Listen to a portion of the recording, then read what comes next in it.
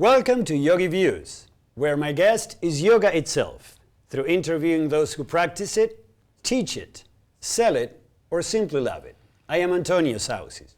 Welcome to the second part of a show where I am interviewing Anodea Judith. Anodea holds a doctorate degree in Health and Human Services with a specialty in mind-body healing. Also, a master's in clinical psychology, and her best-selling books are considered groundbreaking in the field of transpersonal psychology. With over 500,000 books in print and her work translated in 15 languages, Anodea Judith's knowledge had gained her the reputation of being a solid scholarship, an inspiring presenter, and a dynamic workshop leader. So,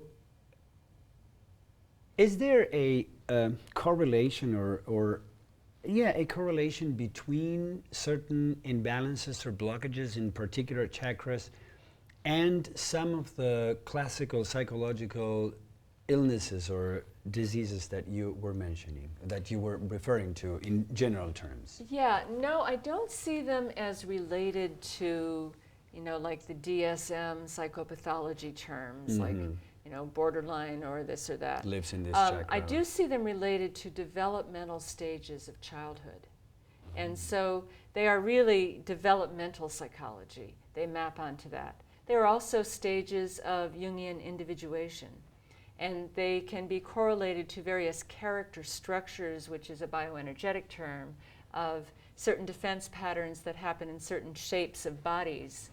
And this was founded by Wilhelm Reich, and he looked at these bodies and said, yep, that person defends this way and that way. So I have corresponded that to the chakras. Yes, it's Reich's concept of the armor. Yes, the body armor corresponds amazingly, yes. to the chakras and the work on those physical places, what it can do for psychological purposes. That's right. Does also your program or your concept follow that line of thought that by working in the actual physical places you get to alter your mind? Absolutely, absolutely. And the way I work is to bring consciousness to those physical places. And so often we don't pay attention to parts of our body. People sit at a desk all the time and they don't really feel their back. And then people get on the yoga mat and they go, oh, I feel the stiffness in my hips, or I feel the tightness in my legs, or I feel the ache in my back, or I feel my full belly. And it puts consciousness in touch with the body. And so when I work with people in a healing capacity, what I'm doing is I'm following the life force energy, where it goes, where it wants to go, and where it gets stuck on the way. Then I bring consciousness to that so that the life force energy can move. And when it moves, insight comes, the body shifts, even changes shape, and healing occurs. So if I understood correctly, you propose a certain movement that would affect the physical aspect of the chakra, and then you bring in the consciousness. Yes. By talking, how do you bring in the consciousness? I have a keen sense of watching a person, and I notice what they don't notice. Or if I can't see it, I say, what are you feeling right now? Where is the energy in your body? They might say, oh, I just got a lump in my stomach. Okay, put your attention on that lump and really breathe into it. Send your breath there. Imagine, what is it doing? As soon as they bring their attention to it, it changes. It either increases and gets tighter, which is that increase, or they go, oh, well, now that I'm paying attention to it, it's gone away. And perhaps this is a very good example of what we were opening the show with, that the very fact of observing an experience alters it. Alters it. And this is precisely what you were saying. That's right. And I think that is something that can really also be very clearly seen when you're breathing normally, and if somebody tells you, pay attention to your breath, you immediately change it. It immediately changes. Yeah. Or pay attention to your thoughts or to your words or to your actions. Yeah. And I feel that in yoga, on the mat, it is not about how deeply you move into a pose. It's how deeply you feel the pose you're in. How deeply you experience it. And that could be for the beginner whose head is miles away from their knee. But if they are deeply feeling what they're doing, they are doing yoga. And the person who's highly flexible and just does it as habit and their mind is out the window, it doesn't matter that they get their head to their knee if they're not experiencing the body and the union of consciousness in the body. That is the wholeness that I think we are seeking. The union. Yes, and yoga means union. Yoga means union. And this is a union that perhaps also can be experienced in every moment of life, not just when you're doing a pose, right? Absolutely, absolutely. So the chakra system is a map that you can use for your relationships, for your work, for your leisure, for your reading, for your, I use it for my filing system. It's like my accounting goes in red folders and that's first chakra, and my writing goes in blue folders for the communication. So it's really a massive, a cosmic ordering principle, a cosmic ordering system that and it's a logical order. It's sequential, that it goes from bottom to top. It's like the alphabet, that we arrange things from A to Z. And the chakras are an organizing system for organizing consciousness and the body and our life. Yes. And probably the world at large as well? Yes, yes. Well, see, because the chakras are gateways between the inner world and the outer world, we emerged from the natural world, right? We've only lived in this technological environment for the last 100 years, perhaps. But we emerged from the natural world, so it's no wonder that what we have inside matches what's outside. We have earth, physical matter inside. Well, we live in a physical universe here. We have an emotional body and water. Well, there's water and there's feelings and there's movement in the world. We have power inside and energy. There's power in the sun. There's power in the growing things. There's power in life. We have breath. There's air. There's atmosphere. We have words, we hear sounds, we hear the birds, we hear, we're containing this way. We see light, we see the beauty of the world, and we become conscious of it. So they're gateways between the inner world and outer, and as we come into order within ourselves, we begin to relate to the world in an ordered fashion. So if we apply this formula for wholeness to the collective, we can say, oh, the collective is denying its first chakra, the importance of the earth, the environment, and the body, right? And so when we collectively deny the first chakra, what do? We get a financial crisis, we get an environmental crisis, and we get a healthcare crisis. And we have all three. We do.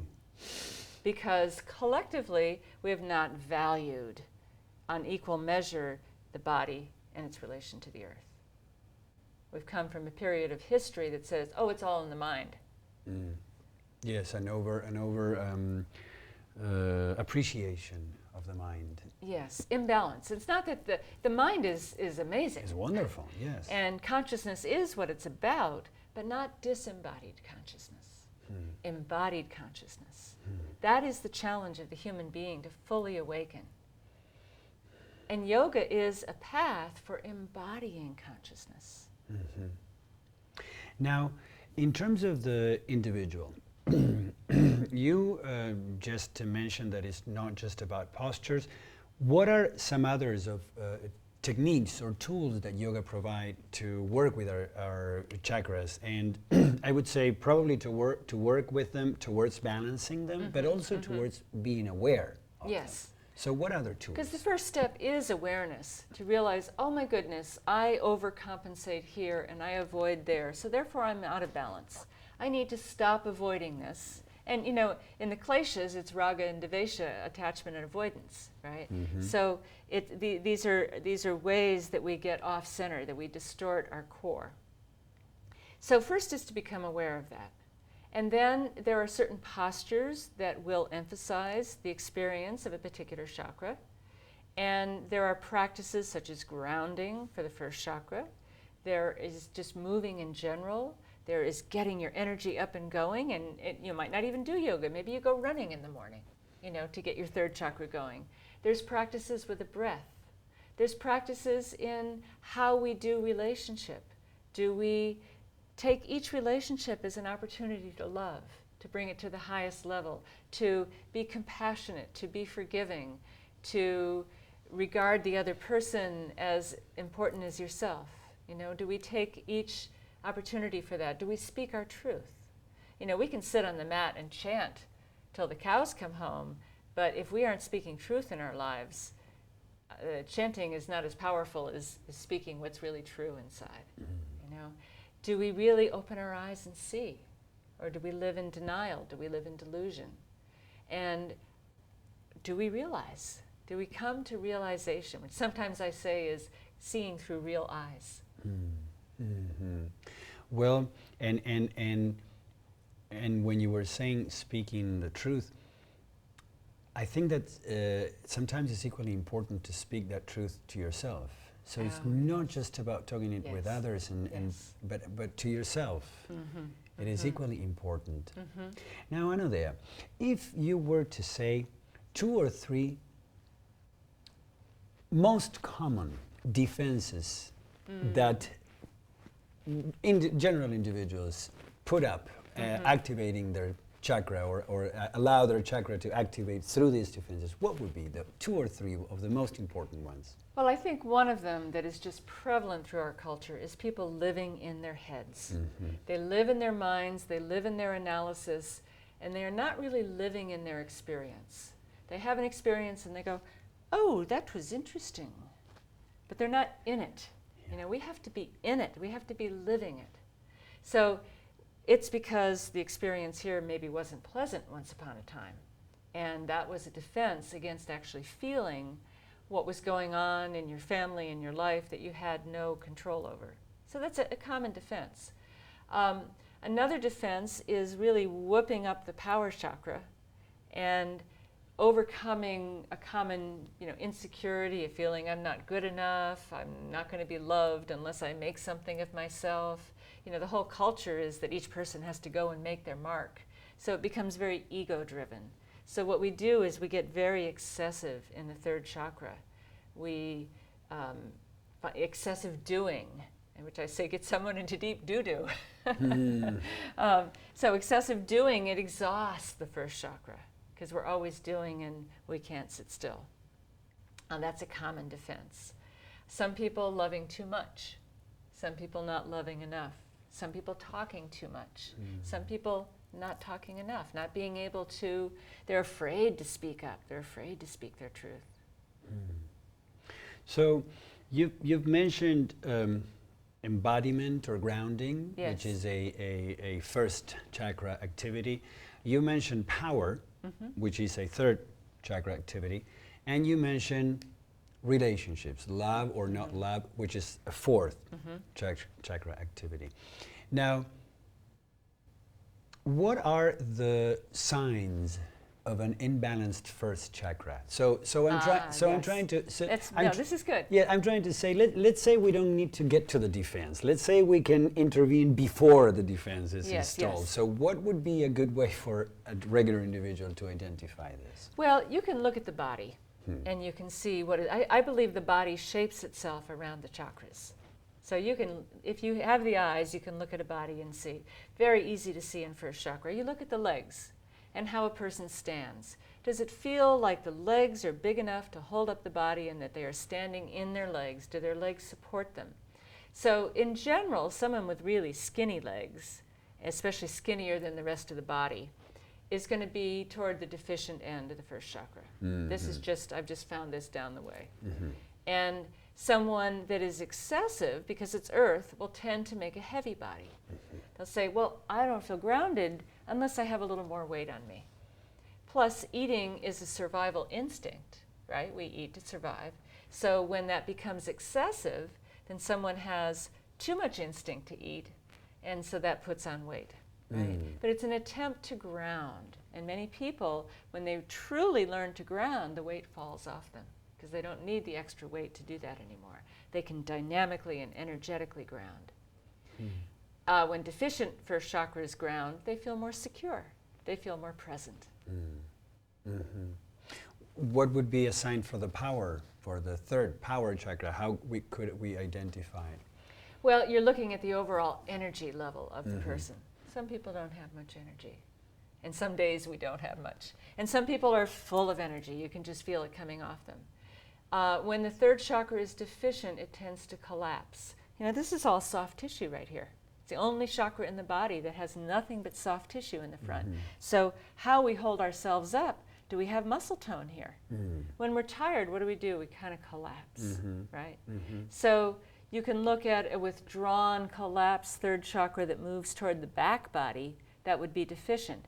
And then the excessive we see a lot in the culture, it's what I call the bully belly. You know, the little skinny legs and thin chest and then this big belly. Well, that is a lot of stuck energy in the third chakra. Either that or a lot of beer.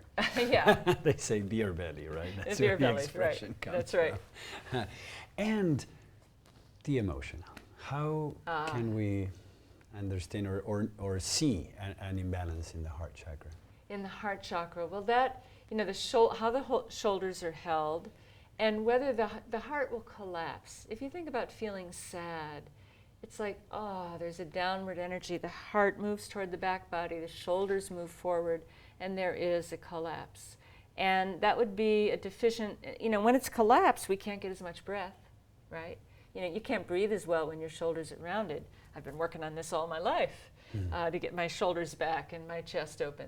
And then the excessive can be what sometimes is called a military chest. You know, it's like this, but there's no softness there. There's no yield, there's no giving.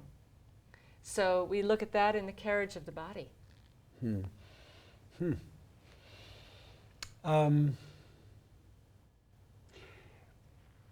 Certainly love is an important aspect of life, and certainly as well yoga promotes, encourages us to love ourselves and to love others.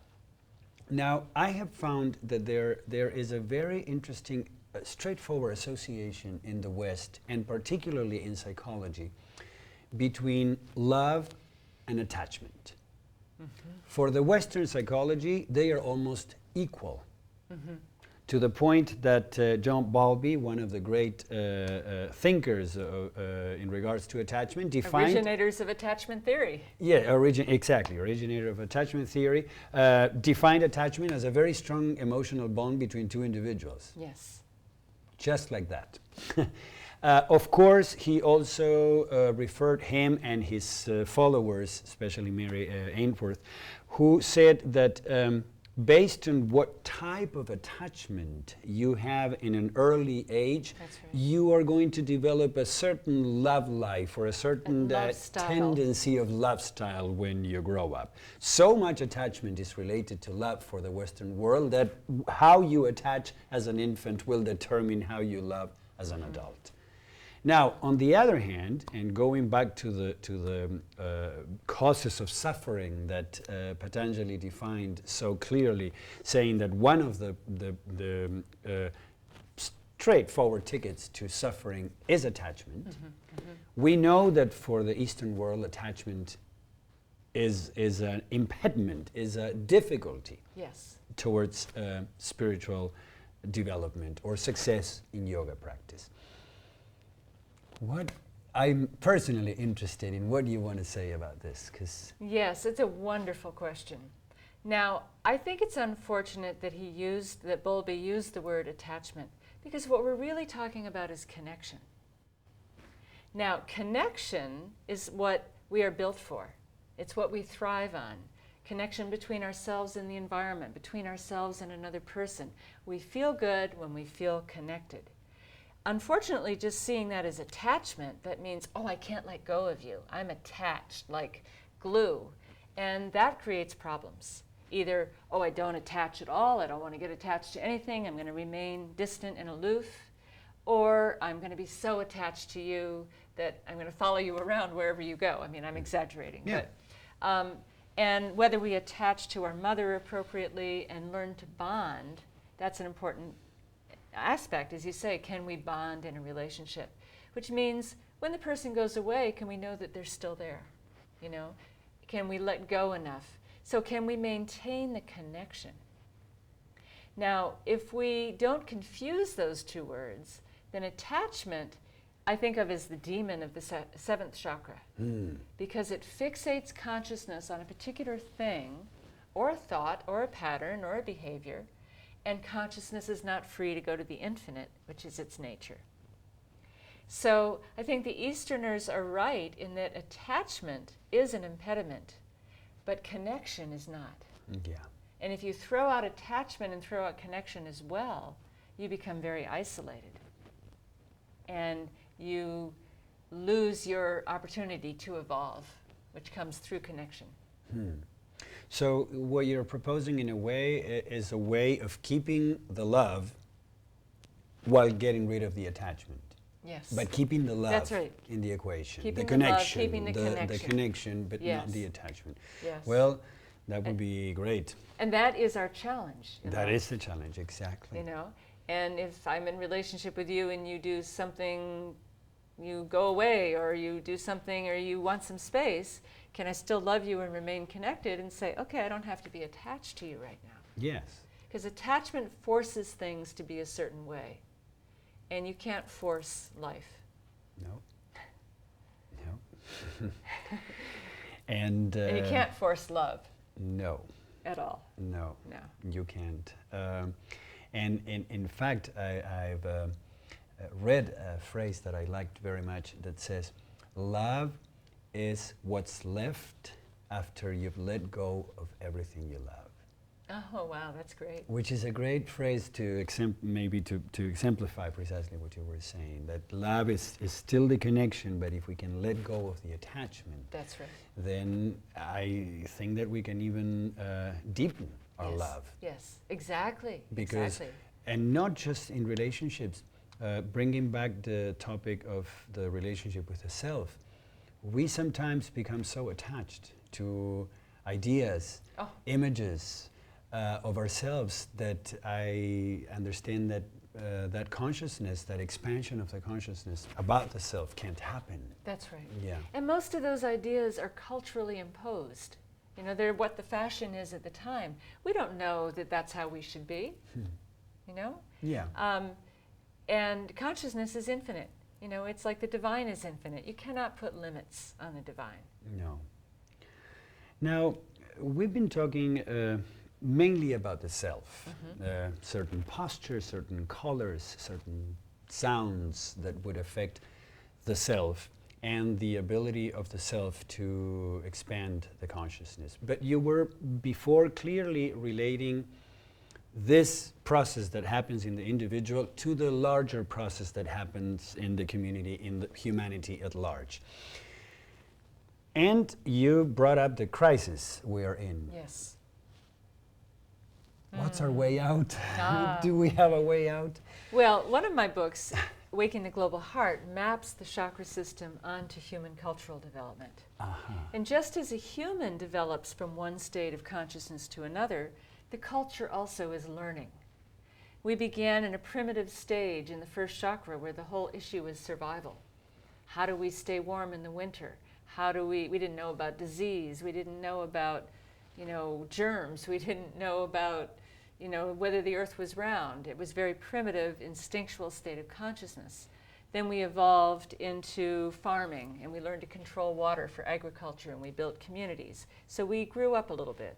I say the beginning was our infancy, that was our toddlerhood, the agrarian age when we learned to farm. And then we had so many people that we started to build cities, and someone had to control the people.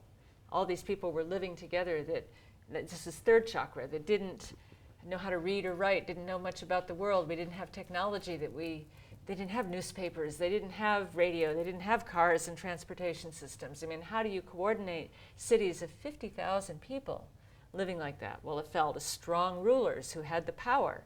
And so they organized humanity with a power over, well, I'll tell everybody what to do and it'll all work out.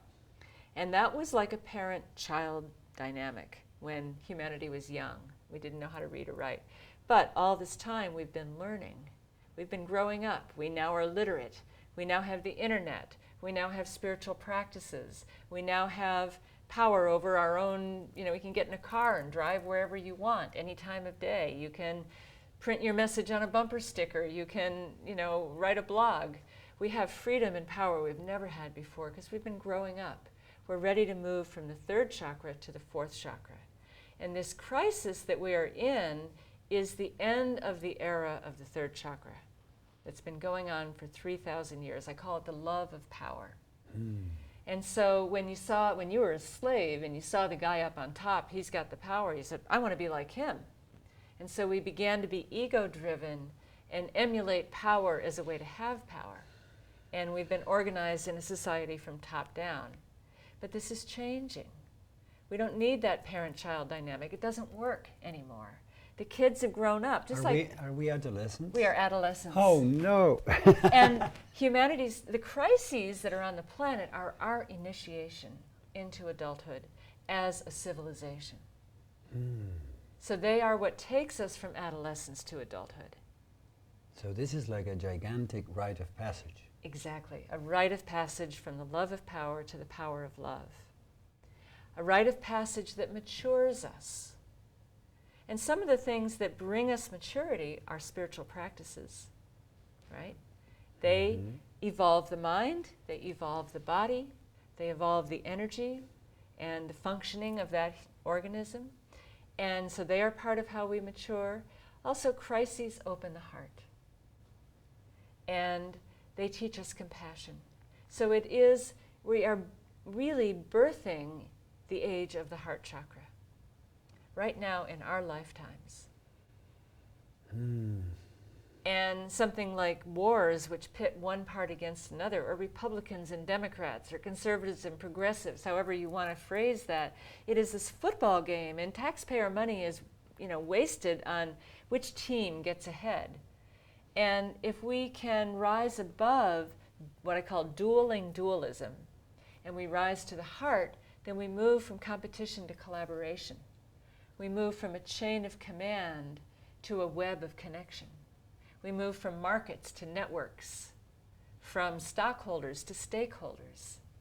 We move from greed to green, from growth to sustainability. These are all part of the shift from the love of power to the power of love. Wonderful. Delight, Antonio. Yes, I'm so happy that you join us today and that you share with us the obvious fruit of your experience and of your work. And I don't mean by that just the work of writing the books or the work of understanding. I mean by that the personal work thank you. that you obviously embody. So great. I would like to let our viewers know, if they want to communicate with you, how should they do so? Well, the best way is through my website, sacredcenters.com. You can just remember that chakras are sacred centers along the path, and they align along the core, which is the sacred center of the self. And so that's my website. I have books, I have workshops all over the world. I have articles, information, we do teleclasses. You can find out about all of that and how to come and really experience your own chakras. Okay. Thank you again, Anodea. Oh, thank you, Antonio. Thank you very much. I hope to have you some other time because I can see how we can talk for a couple more hours. Yes. Anyway, thanks this time around. Thank you very much for the opportunity. Anodea is a expert in the field of the chakra system and how it relates to our psychology, our emotions, and our ways of life. She holds a doctorate in health and human services with a specialty in mind-body healing and a master's in clinical psychology.